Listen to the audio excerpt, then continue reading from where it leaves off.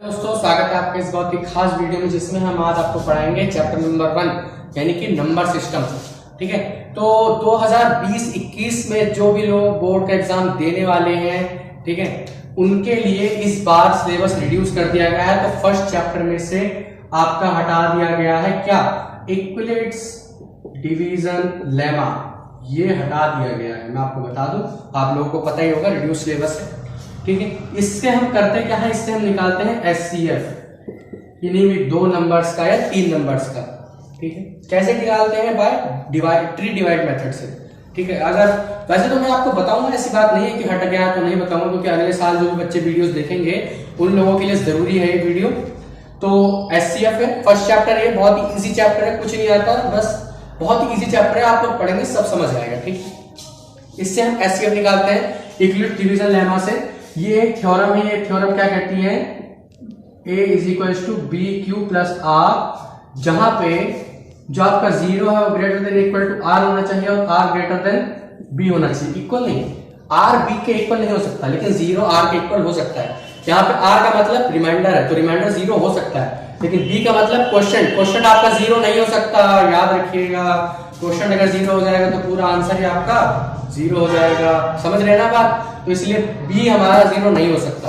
हाँ, बड़ा जरूर हो सकता है 0 से, कभी भी नेगेटिव भी नहीं हो सकता, याद रखिएगा, नेगेटिव भी नहीं हो सकता। हाँ, वो बात अलग है कि आप अलजेब्रा में करते हैं तो उसमें नेगेटिव आ जाता है, बाकी इसमें आपका नेगेटिव नहीं होगा। ठीक है, उसके बाद दूसरी चीज आपको पढ़नी है, नंबर्स को इरेशनल प्रूफ करना, जैसे √2 हो गया, √3 हो गया, √5 हो गया, 3 माइनस √5 हो गया, और मतलब इस तरीके से, मतलब बहुत बड़े बड़े। और शायद आप में से मुझे बताओ कि 6 माइनस √9 रैशनल है या इरेशनल है, ये आप बताना मुझे कमेंट बॉक्स में। ठीक है, 6 माइनस √9 रैशनल है या इरेशनल है। ठीक है, तो ये आपको इरेशनल प्रूफ करना सीखना है। तीसरी चीज आप लोगों को ये सीखना है, कि मान लीजिए यहाँ पे लिखा है 38/20 या 58/31, इस तरीके से अगर नंबर्स लिखे हैं इसके रिमाइंडर में, तो हमें बिना इसको परफेक्ट कंप्लीटली डिवाइड किए हमें बताना है कि ये टर्मिनेट हो जाएगा या नहीं होगा। टर्मिनेट मतलब टर्मिनेट से मेरे कहने का मतलब है कि कंप्लीटली डिवाइड हो जाएगा या नहीं होगा। ठीक है, उसके बाद आपको सीखना है ऑड इंटीजर सम, ऑड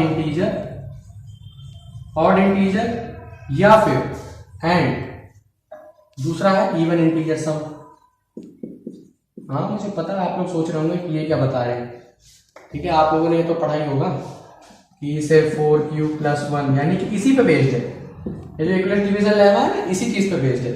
4q + 1, 4q + 3, ठीक है, और 4q + 2 हो गया, 4q + 6 हो गया। ये कैसे फाइंड करते हैं, तो ये चीज आपको पढ़नी है। ठीक है, तो लेट्स गेट स्टार्टेड। सबसे पहला क्वेश्चन, ठीक है, 270 है, 3 6 7 5।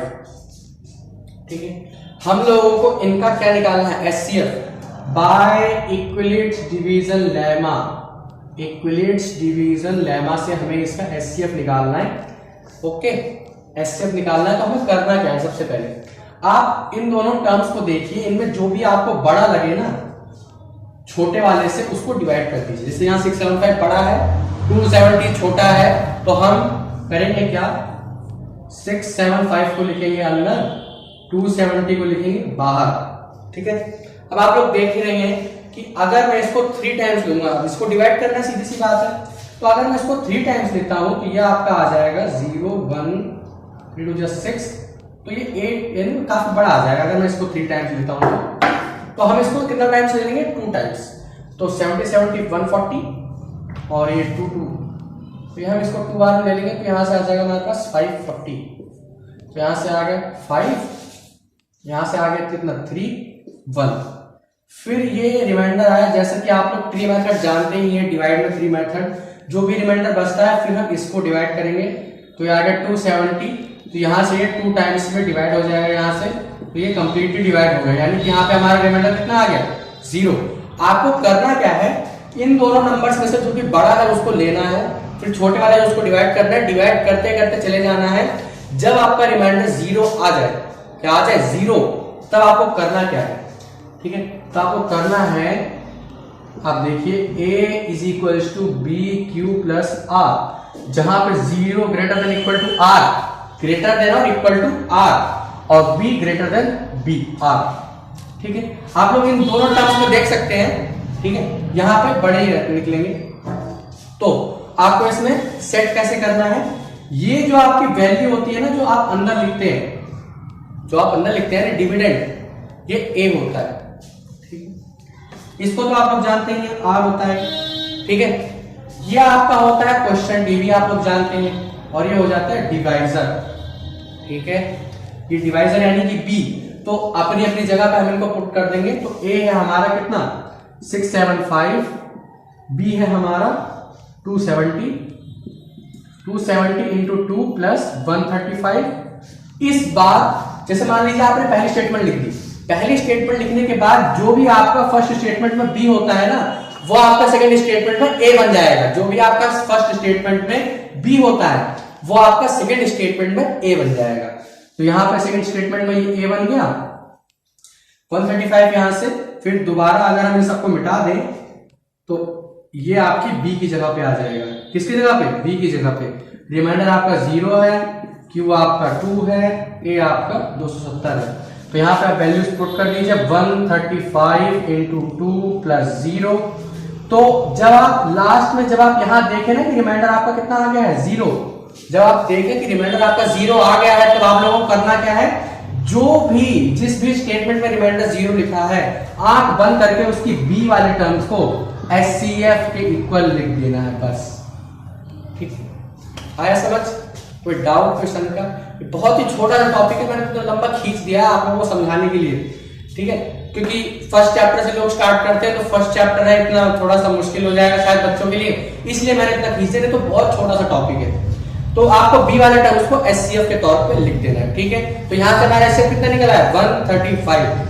तो चलिए अगले क्वेश्चन की तरफ, जिसमें हम सीखेंगे √2 को रैशनलाइज इरेशनल प्रूफ करना, √3 को इरेशनल प्रूफ करना। Let's get started. तो ये है हमारा क्वेश्चन, प्रूफ √2 बी इरेशनल, ठीक है, ओके, कोई दिक्कत, कोई डाउट? तो यहाँ पे हमें दे रखा है √2 को हमें क्या प्रूफ करना है, इरेशनल।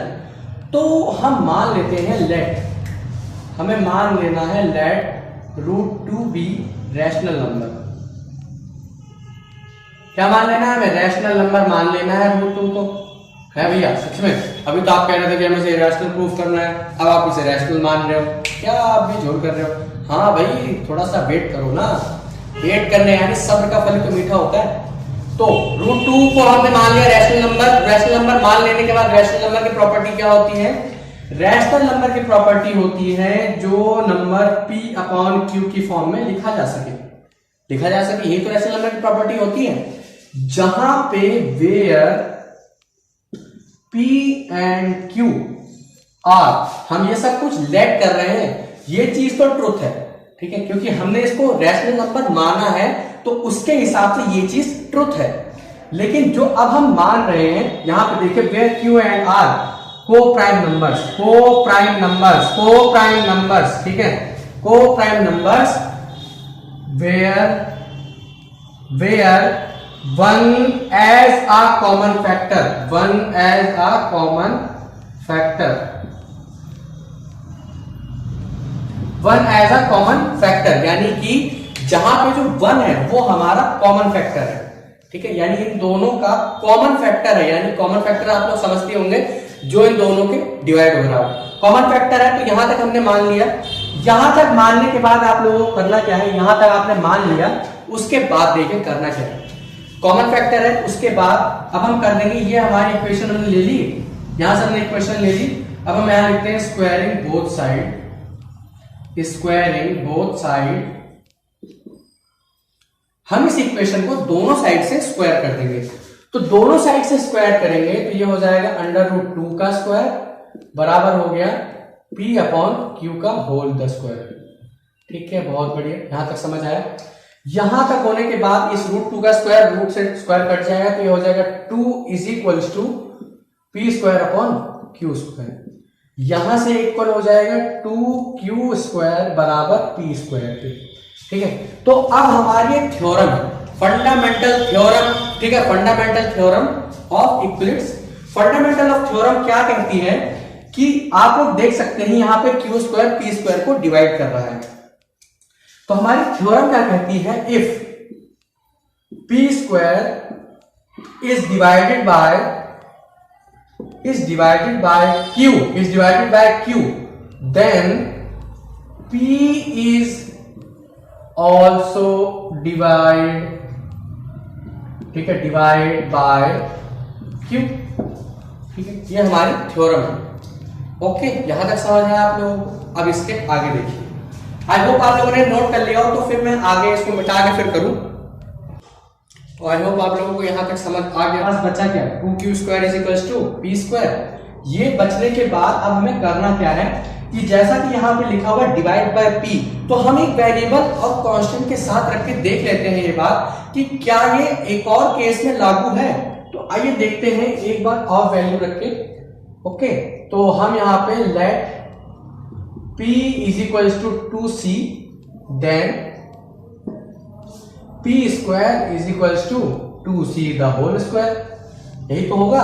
तो वैल्यू अगर हम पुट कर देंगे तो यहां से हो जाएगा 2q² बराबर हो जाएगा p², 2q² बराबर हो गया 2c², 2q² बराबर हो गया 4c², q² बराबर हो गया 4c² बाय 2। यहां से कैंसिल होगा तो यहां से 2c²। तो यहां पे आप लोग देख सकते हैं कि जो c² है ना वो भी q² का डिविडेंड है, क्योंकि ये q भी नीचे आ जाएगा, यानी कि ये c भी इसका डिविडेंड है। तो अब हम इसको थोड़ा सा और आगे बढ़ाते हैं। और आगे कैसे बढ़ाएंगे, ठीक है, आप लोग देख सकते हैं जैसे कि यहाँ पे ये इसका भी डिविडेंड है, यानी कि ये इसका भी फैक्टर होगा, क्योंकि c² अगर q से डिवाइड हो रहा है ये q² होगा। ठीक है, c² भी अगर q² से डिवाइड हो रहा है, जैसे कि आप लोग यहाँ पे देख ही सकते हैं डिवाइड तो हो ही रहा है, अगर मल्टीपल है तो डिवाइड भी हो रहा है। तो हमने यहाँ पे क्या माना था कि let root two be rational number माना था, और p और q जो रैशनल नंबर हमने माने थे दो, हमने कहा था क्या कि 1 एज अ कॉमन फैक्टर होगा, उसका 1 जो है उसका कॉमन फैक्टर होगा। तो यहाँ पे भी यही चीज लागू हो रही है। यहाँ पे भी अगर हम यही चीज लिखें, जैसे ऊपर जो हमने लिखा था, ये जो हमारी थ्योरम हमने लिखी है, तो यही चीज तो लिखी होगी। यहाँ पे भी सेम चीज आप लोग देख सकते हैं। ओके, यहां पे हम लिखे if c² is divide by q then c is also divided by q। Okay, ऐसा ही तो होगा, जैसा हमने यहां पे देखा वैसी वही चीज तो यहां पे भी लिखी हुई है। तो आप लोग देख सकते हैं जो p और q है इसका 1 के अलावा भी, जैसा यहाँ पे लिखा है ना 1 एज अ कॉमन फैक्टर, यानी 1 के अलावा भी आप लोग देख सकते हैं 1 एज अ कॉमन फैक्टर, जैसा मैंने यहाँ पे पहले लिखा था। ये दोनों के दोनों को प्राइम नंबर है, और को प्राइम नंबर होता क्या है, जिनका 1 ही केवल कॉमन फैक्टर हो, बस। कॉमन फैक्टर का मतलब यानी कि 1 से दोनों डिवाइड होते हैं। ओके, तो यहाँ पे c² भी इनका एक फैक्टर हो गया। तो यहाँ पे जो हमने माना था p/q वो प्राइम नंबर है, यानी कि 1 एज अ कॉमन फैक्टर होना चाहिए, जबकि 1 एज अ कॉमन फैक्टर नहीं है। यहाँ पे c भी इनका एक कॉमन फैक्टर है। तो ये चीज हमने प्रूव कर दी कि इनके 2 कॉमन फैक्टर होंगे, तो ये बात हमारी हो गई गलत। तो अब हम यहाँ पे लास्ट में क्या लिखेंगे, so our assumption is wrong, so our assumption is wrong, क्योंकि अगर हमने इन नंबर्स को को प्राइम माना था, क्योंकि हमने लेट किया था, भी माना था, तो हमारी assumption रॉन्ग हो गई, रॉन्ग assumption हो गई। तो यानी कि so that's why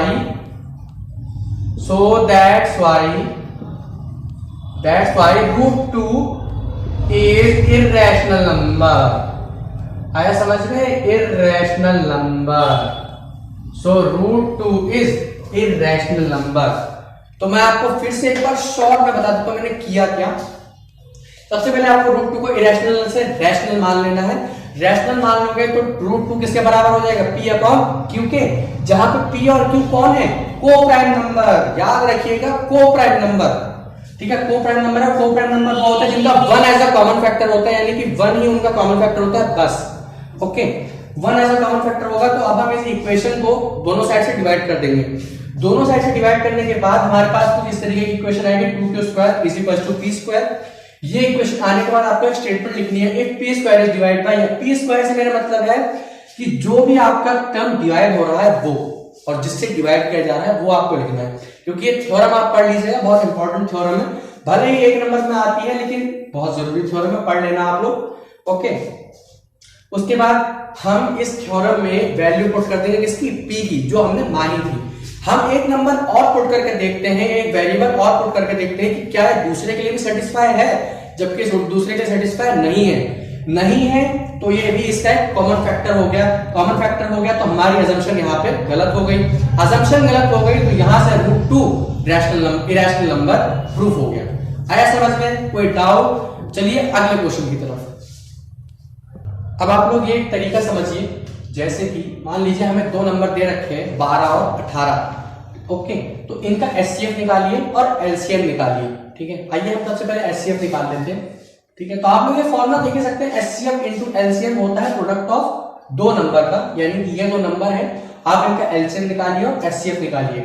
ठीक है, उन दोनों अब पहले हम निकाल लेते हैं, फिर आपको प्रैक्टिकल करके दिखाएंगे। 18 और 12। ओके, तो इसको हम 2 से डिवाइड करते हैं, इसको भी 2 से करेंगे, इसको इस बार 3 से, इसको 2 से। तो यहां पे लिखेंगे 2 इंटू 3 इंटू 3, 2 इंटू 2 इंटू 3, तो ये 3 पेयर हो गया, 2 पेयर हो गया, तो 2 इंटू 3 इज इक्वल टू कितना आ गया 6। और जो बीच में हमारे पेयर्स नहीं बचे 6 इंटू 6 36, यहां से हमारा एलसीएम आ गया, एलसीएम इज इक्वल टू 36।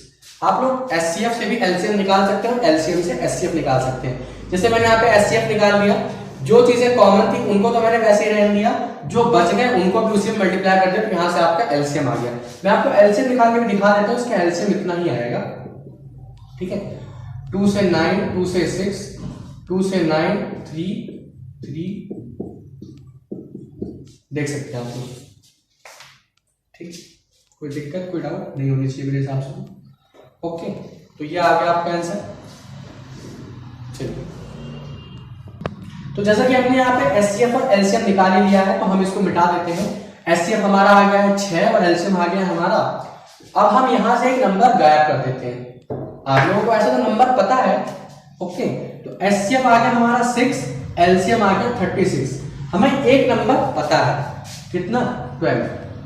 तो हम दूसरा नंबर निकाल सकते हैं। दूसरा नंबर को मान लीजिए मैंने ए मान लिया, तो ए मान लिया तो हम यहाँ पे 6 इंटू 36 अपॉन 12 मान लिया हमने, तो 2 इंटू 1 यहाँ से 2 और ये 18। यहां से आप लोग देख सकते हैं दूसरा नंबर 18 निकल के आ गया। यानी कि इस रिलेशन से मान लीजिए आप लोगों को एचसीएफ दे रखा हो, एलसीएम दे रखा हो और एक नंबर दे रखा हो। ओके, तो अगर दो नंबर दे रखे हो तब आप एचसीएफ और एलसीएम नहीं निकाल सकते उससे, लेकिन अगर आपको एचसीएफ दे रखा है, 2 नंबर दे रखे हो, एलसीएम दे रखा है, 2 नंबर दे रखे हो, एचसीएफ एलसीएम दोनों दे रखा है, 1 नंबर दे रखा हो, तब तो आप निकाल सकते हैं। लेकिन अगर आपको 2 नंबर दे रखा है और आप लोग सोचे मैं उनको मल्टीप्लाई कर दूं और फिर उनका एलसीएम निकाल लूं या एचसीएफ निकाल लूं, तो ये पॉसिबल नहीं है। ओके, यहाँ पे 4 चीजें दे रखी हैं, इनमें से कोई भी 3 आपको गिवन होनी ही चाहिए। इनमें से एक भी अगर गिवन नहीं होगी तो आप कुछ भी नहीं निकाल सकते इसमें से। मान लीजिए 3 में से अगर आपको 2 ही चीज देगा तो आप नहीं निकाल सकते। ओके, जैसे कि अब मैं यहां से, हमारे पास नंबर है 12, 18, हम यहां से एलसीएम गायब कर देते हैं। 6 into LCM is equal to 12 into 18। Okay, तो एलसीएम इज इक्वल टू हो जाएगा 12 इंटू 18 अपॉन 6, 6 3 जा, यहां से एलसीएम कितना आ गया 36। तो ये छोटा सा रिलेशनशिप है, ये भी आप लोग ध्यान रखिएगा, बहुत इंपॉर्टेंट रिलेशनशिप है। ओके, तो अब हम देखते हैं कौन सा नंबर कंपोजिट है। जैसे ये स्टेटमेंट दे रखी है तो आइए स्टेटमेंट देखते हैं। तो ये आप लोग क्वेश्चन देख ही सकते हैं, जैसा कि हमें प्रूफ करना है कि ये कंपोजिट नंबर है। ये क्या है? Composite number. ठीक है, तो कैसे प्रूफ करेंगे हम इसे कंपोजिट नंबर, आइए देखते हैं। आप लोग जैसा कि देख ही सकते हैं इसमें 17 2 बार है, तो हम इसमें 70 ले लेते हैं कॉमन, 70 हम ले लें कॉमन, और 7 इंटू 11 प्लस 1 बचा हमारे पास नंबर, ये तो बचा हमारे पास 17 इंटू 77 ओके, सबसे पहले तो आप लोग ये चीज समझिए कि कंपोजिट नंबर आखिर होता क्या है। कंपोजिट नंबर वो होता है जिसके मोर देन 2 फैक्टर्स हो। कितने हो? मोर देन 2 फैक्टर्स, ठीक है, मोर देन 2 फैक्टर्स हो, जिनके 2 से ज्यादा फैक्टर्स हो। तो आप लोग देख सकते हैं इनका जो मल्टीपल है वो भी एक नंबर ही आएगा, इनका जो मल्टीपल है वो भी एक नंबर ही तो आएगा। नंबर आएगा वो मल्टीपल, इनका मल्टीपल नंबर आएगा। तो ये अगर इनका मल्टीपल है तो जो भी नंबर आएगा उनका डिवाइड भी होगा, उनसे डिवाइड होगा। तो अगर डिवाइड होगा तो आप लोग देख सकते हैं जो नंबर आएगा उसके 1 2 3 वो खुद और 1 यानी कि 1, यानी उसके 4 कॉमन फैक्टर हो गए। 77 के देखेंगे 1 2 और 1 हो गया, और एक खुद तीसरा 3 फैक्टर्स हो गए। 17 के भी 3 फैक्टर्स हो गए। यानी कि आप लोग देख सकते हैं जैसा कि ये कंडीशन है मोर देन 2 फैक्टर्स, तो हमने हर एक के 3 फैक्टर्स आपको बता दिए। 17 के 3 फैक्टर, एक तो ये नंबर हो गया, एक 17 खुद हो गया और एक 1 हो गया। 77 के 3 फैक्टर सुनिए, एक 77 खुद हो गया, एक ये नंबर हो गया और एक 1 हो गया। इस नंबर के सुनिए 17 हो गया, 77 हो गया, 17 हो गया, 1 हो गया और एक ये खुद हो गया, यानी कि इसके 4 फैक्टर्स हैं। तो आप लोग समझ सकते हैं कि ये क्वेश्चन बहुत ही इजी है। तो इसी तरीके से ये कंपोजिट नंबर हो गया, ठीक है। तो कंपोजिट नंबर वाले इस क्वेश्चन में आगे से आपको कोई डाउट नहीं होना चाहिए। तो चलिए अब एक लास्ट टॉपिक है जो टर्मिनेटिंग और नॉन टर्मिनेटिंग है वो करते हैं, उसके बाद इस चैप्टर को ही एंड करते हैं। अभी हमारा लास्ट टॉपिक है 3/8 तो 27/5। वैसे तो ये बहुत ही इजी डिवाइड है, लेकिन अगर आपको इनसे बड़े डिवाइड दे दिए हो और आपसे पूछा जाए बिना डिवाइड किए बताओ कि ये टर्मिनेट करता है या नहीं करता है, अगर केवल इतना पूछा गया है टर्मिनेट करता है या नहीं करता है, तो आपको करना क्या है? आपको करना ये है कि जो भी इसकी नीचे की जो डिनोमिनेटर होगा, जो भी डिनोमिनेटर होगा ना आपका, डिनोमिनेटर का आपको कर देना है एलसीएम। एलसीएम कह लीजिए क्योंकि अकेला है तो एचसीएफ भी कह सकते हैं। तो इसका करेंगे तो 2 × 2 × 2 1 आ जाएगा यहां से, ठीक है।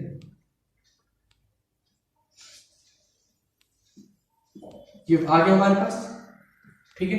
तो आप लोग देख सकते हैं यहां पे अगर मैं इसके नीचे 3 × 2⁵ लिख दूं तो मेरे हिसाब से तो कोई गलत नहीं होना चाहिए।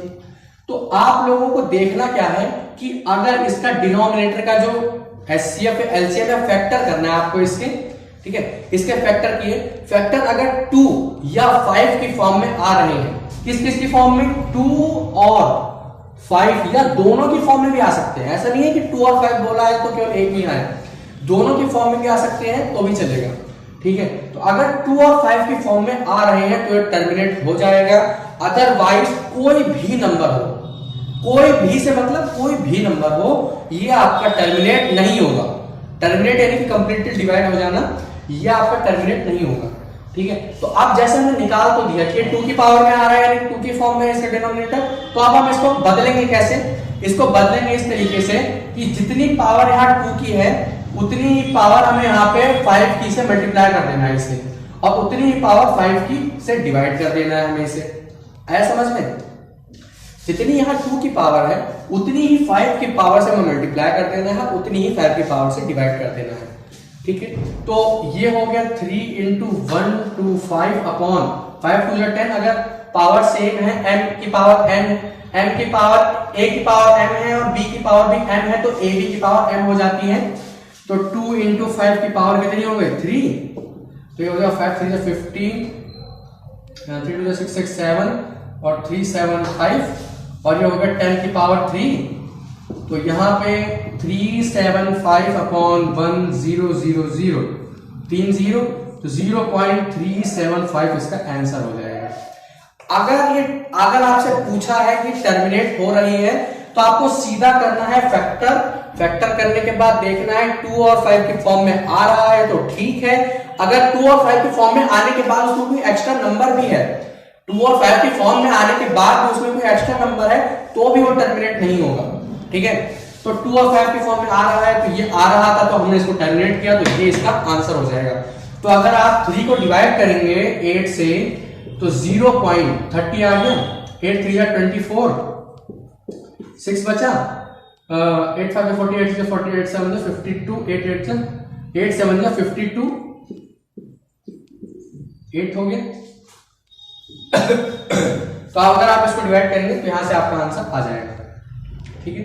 तो ये आप इसको डिवाइड करेंगे तो यहाँ से आपका आंसर आ जाएगा। तो अगला देखते हैं आइए। तो आप लोग सिंपली देख सकते हैं 27/5 है, इसको हमने कुछ फैक्टर वगैरह करने की जरूरत ही नहीं है, ये यहाँ पे सिंपल 5 के फॉर्म में पहले से आ रहा है। तो हम इसको 27 इंटू 5 इंटू 2 इंटू 2 यानी कि 5 और 2 की फॉर्म से इन्हें मल्टीप्लाई करके कंप्लीट बना देंगे। जैसे यहाँ 5 की पावर 1 है तो यहाँ पे 2 की पावर 1 से मल्टीप्लाई, 2 की पावर 1 से डिवाइड, ठीक, ताकि 10 की पावर 1 बन सके। यानी 10 हमें नीचे लाना है सेम पावर का, इसलिए जितनी पावर की कमी होगी उतनी पावर की कमी हम पूरी कर देंगे, ठीक है। इस क्वेश्चन में हमें कोई फर्क नहीं पड़ेगा क्योंकि 2 से 2 कैंसिल हो जाएगा, तो हमें कोई फर्क नहीं पड़ेगा। 27 इंटू 2 कितना हो जाएगा 54/10, 5.4 आंसर आ जाएगा इसका। ओके, आप इसको डिवाइड करेंगे, यहां से आपका आंसर 5.4 आ जाएगा, ठीक है। तो एक लास्ट क्वेश्चन और देख लीजिए, ठीक है। 65m - 113, ठीक है। मान लीजिए किसी भी नंबर का आपको सम दे दिया, जैसे एक क्वेश्चन देखिए आप लोग। सबसे पहले एक छोटा सा क्वेश्चन है, 65 और 117 का एचसीएफ जो है वो इस फॉर्म में दे रखा है, तो आपको m की वैल्यू फाइंड करनी है। ये जो m है ना, इसकी वैल्यू आपको फाइंड करनी है। तो आपको सिंपल कुछ नहीं करना, 65 का एचसीएफ निकालना है और 117 का एचसीएफ निकालना है। तो इसको हम 5 से काटेंगे तो 13 से 1 यानी कि 5 इंटू 13 आ गया यहाँ से हमारे पास। इसको हम 3 से काटेंगे तो यहाँ पे हमारे पास आएगा 39, इसको 3 से काटेंगे तो आ जाएगा 13 मुझे 13 यानी कि 3 इंटू 3 इंटू 13। तो ये इसका एचसीएफ आ गया, यानी कि तो ये भी एचसीएफ है और ये भी एचसीएफ है। तो इन दोनों को बराबर रख देंगे। 65m = 117 = 13, ये भी एचसीएफ दे रखा है और ये भी एचसीएफ दे रखा है। तो 65m = 13 + 117, 65m = 130, m = 2, ठीक है। तो यहाँ से m की वैल्यू कितनी आ गई 2। तो आप लोगों ने देखा, बहुत ही सिंपल है क्वेश्चन। तो यहाँ पे हमारा चैप्टर होता है एंड। तो पढ़ाई करते रहिए। All the very best.